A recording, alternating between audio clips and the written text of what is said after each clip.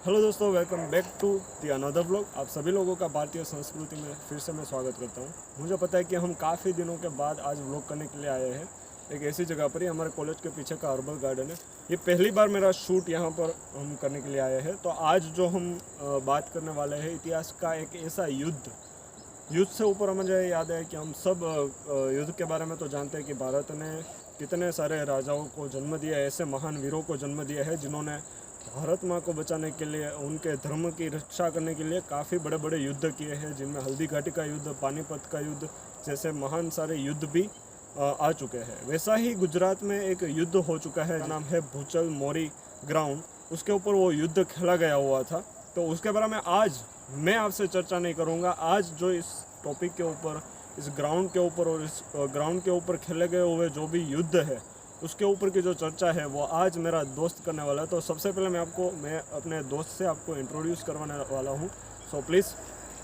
तो दोस्तों, ये मेरा दोस्त है जयदीप सी जाडेजा, और ये बेसिकली फ्रॉम जामनगर से है।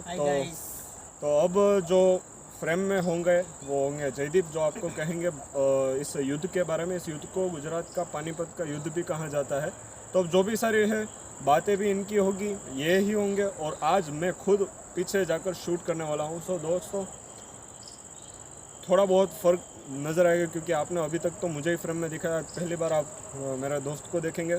तो आई होप कि आप सभी लोगों को यह जो हमारी जानकारी है वो आपको पसंद आएगी। तो दोस्तों, शुरू करते हैं। Hello guys, my name is Jaydeep Singh Jadeja and thank you Karan भाई, आपने मुझे इस व्लॉग में ये बोलने का मौका दिया। मैं बेसिकली जामनगर से हूँ और नेटिव ध्रोल, वहाँ पर भूचरमोरी नाम का एक ग्राउंड है जहाँ पर जो बैटल हुआ है वो सौराष्ट्र, वो हमारा काठियावाड़ कहलाता है गुजरात में। वहाँ काठियावाड़ का पानीपत कहा जाता है उस बैटल को। क्या था उस बैटल का सीन? अकबर जो सुल्तान थे, अकबर बादशाह, उनके अंडर में गुजरात मतलब काठियावाड़ के अंतिम सुल्तान मुजफ्फर शाह थर्ड, उनको अकबर ने बंदी बनाया था। और वहाँ से मुजफ्फर शाह वहाँ से भागकर जामनगर, मतलब उस समय जामनगर को नवानगर कहा जाता था, नवानगर के राजा जाम सत्ताजी उनके वहाँ शरण में गए और जाम सत्ताजी ने मुजफ्फर शाह थर्ड को अपनी शरण में रखा और वह बात अकबर को पता चली। फिर अकबर ने जाम सत्ताजी से कांटेक्ट किया और उन्हें कहा कि आप मुजफ्फर शाह को हमारे हवाले कर दीजिए। लेकिन राजपूतों का एक उसूल होता है, जो शरणार्थी होता है, जो शरण में आया हुआ होता है, उनकी अंतिम सांस तक उनकी रक्षा करना वो एक उसूल होता है। सो उन्होंने किसी भी हालत में अपने शरणार्थी को मुक्त करने से इनकार कर दिया अकबर को। तो सीन ऐसा हुआ कि अकबर ने आक्रमण किया नवानगर, और उस समय कुछ हालात ऐसे थे कि नवानगर की अकेली सेना अकबर की सेना के सामने लड़ने के लिए काफ़ी नहीं थी। इसलिए जाम सत्ताजी ने जूनागढ़ और कुंडला, दो ऐसे प्रांत हम कह सकते हैं, उनकी सेना को एकत्रित किया और ध्रोल नेटिव में भूचरमोरी नामक जो ग्राउंड है वहाँ पर ये बैटल हुआ था। और उसमें लाखों की सेना में वो शहीद हो गए और यहाँ तक कि जाम सत्ताजी भी उनमें वीरगति को प्राप्त हो गई। और आज की डेट में भी जाम सत्ताजी का वहाँ पर हर साल पूजन होता है। जो हमारे सातम आठम जो होते हैं उनमें सातम के दिन हम यहाँ पर शस्त्र पूजन करते हैं, जाम सत्ताजी की पूजन करते हैं और उनको याद करते हैं, उन्हें श्रद्धांजलि प्रदान करते हैं। सो ये युद्ध का कुछ ऐसा सीन था। दोस्तों, क्या खूब बताया है हमारे जो दोस्त थे जयदीप सिंह जाडेजा ने। काफ़ी इंटरेस्टिंग बात थी क्योंकि हमने अक्सर हल्दी घाटी और पानीपत जैसे युद्ध के बारे में सुना है। गुजरात में युद्ध तो हुए हैं क्योंकि सब रजवाड़े ही थे भारत में। और दोस्तों, एक आखिरी बात जो मैं आपको इस बात को एंडिंग करने के लिए मैं कहना चाहता हूँ कि जो जाम सत्ताजी थे, उनकी शरणार्थ में हुए जो मुजफ्फर शाह तन थे, उन्हें के लिए वो वीर गति उन्होंने प्राप्त कर ली थी। और मैं खुद भी इस बात में बिलीव करता हूँ। और जब से वो पद्मावत जो मूवी गई उसमें एक डायलॉग भी था कि राजपूत किसे कहा जाता है, वो पूरी डेफिनेशन शाहिद कपूर जो है वो एक डायलॉग के तौर पर बोल रहे, लेकिन वो सच कहीं ना कहीं तो वो सच बात भी है कि उनका प्राण जय वो कभी परवाह नहीं करते, लेकिन अपने सम्मान के लिए वो हमेशा आगे खड़े रहे हैं।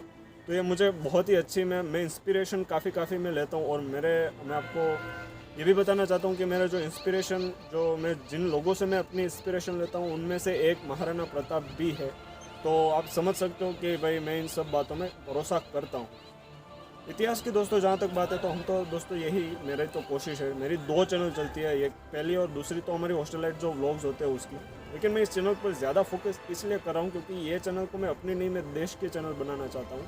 क्योंकि इसीलिए इसका मैंने नाम भारतीय संस्कृति दिया। मैं कुछ भी कर सकता था और किसी और भी मैं कंटेंट के ऊपर मैं सारे वीडियोस बना सकता। अब तो हमारा ग्रुप भी हो चुका है, तो मैं कोई भी एक छोटी एक्शन वाली में कुछ भी वीडियोस में डाल सकता था।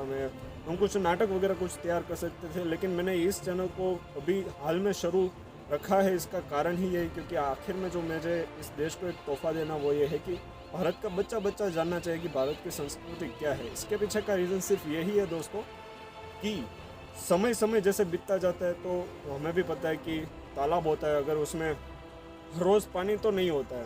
पहले जब बरसात की सीज़न आती है तो उसमें पानी भर जाता है, समय समय के हिसाब से पानी उसमें सूखता जाता है। वैसे ही समय समय पर हमारी संस्कृतियाँ लोगों के दिमाग से निकलती जाती है और आज भी जाती थी, आज भी जाती है और भविष्य में भी जाएगी। ऐसा ना हो इसलिए मैंने इस चैनल के ऊपर मैंने थोड़ा भार दिया है। मुझे तो आपसे सिर्फ इतनी गुजारिश है दोस्तों कि अगर आपको थोड़ी भी हमारी मेहनत आपको पसंद आती है, ये सब जो है जो जानकारी है वो हम एकदम सोच समझ कर ही आपको देते हैं। हमारा कोई भी ऐसा मोल नहीं होता कि हम किसी भी अंधविश्वास को बढ़ावा दें। तो दोस्तों आखिर में सिर्फ इतना ही था और आज के लिए वीडियो ये छोटा था, मुझे पता है, क्योंकि बात भी इतनी छोटी थी।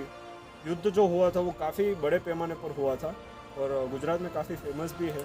कभी आप अगर जामनगर जाओ तो इस ग्राउंड की विज़िट ज़रूर लेना और वहाँ पर आप जब जाओगे तो आपको यह फील होगा कि नहीं, यहाँ पर कुछ वीर कार्य ज़रूर हुआ है इतिहास में।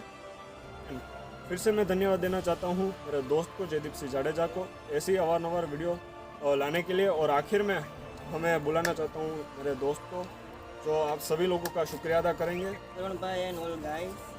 एंड गाइस मैं आपको कहना चाहूँगा कि करण भाई की चैनल को ज़्यादा से ज़्यादा शेयर करिए, तो सब्सक्राइब कीजिए, क्योंकि बहुत ज़्यादा मेहनत करते हैं और बहुत ही सही कंटेंट लेकर आते हैं। और थैंक यू हमारे cameraman Aarav Patel, thank you so much. बस इतना ही हमें कहना था दोस्तों। ज़िंदगी की गाड़ी यूँ ही चलती रहेगी, इतिहास बहुत सारा बरबर कर है, कहीं ना कहीं तो हम कभी ना कभी तो मिलेंगे ज़रूर। बस दुआ करना कि हमारा जो ये सफ़र है वो काफ़ी लंबा तक चले। मिलते हैं दोस्तों एक नए ब्लॉग के साथ।